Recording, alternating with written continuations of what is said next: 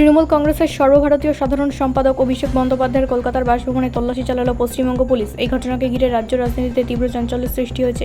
Police সূত্রে জানা গিয়েছে, একটি নির্দিষ্ট অভিযোগের ভিত্তিতে এই তল্লাশি অভিযান চালানো হয়েছে। যদিও তল্লাশির সুনির্দিষ্ট কারণ এখনও বিস্তারিতভাবে কিছু জানানো হয়নি, তবে তদন্তের স্বার্থে বেশ কিছু গুরুত্বপূর্ণ নথি খতিয়ে দেখা হচ্ছে বলে সূত্রের খবর। তল্লাশি চলাকালীন নিরাপত্তা ব্যবস্থা জোরদার করা হয় এবং বাড়ির আশেপাশে বিপুল সংখ্যক পুলিশ মোতায়েন করা হয়।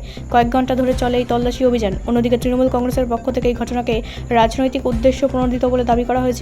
দলের এক শীর্ষ নেতা বলেন, বিরোধীদের চাপে রাখতে এবং রাজনৈতিকভাবে হেনস্থা করতে এই ধরনের পদক্ষেপ নেওয়া হচ্ছে। বিরোধী শিবির অবশ্যই অভিযোগ খারিজ করে দিয়ে জানিয়েছেন, আইনের পথে চলবে এবং তদন্তের স্বার্থে এই ধরনের পদক্ষেপ অত্যন্ত স্বাভাবিক। এই ঘটনাকে কেন্দ্র করে রাজ্য রাজনীতিতে নতুন করে উত্তেজনা ছড়িয়েছে। আগামী দিনে এই তদন্ত কোন দিকে মোড় নেয় সেদিকে এখন নজর রাজনৈতিক মহলের। ব্যুরো রিপোর্ট, রাষ্ট্রীয় প্রসার বাংলা।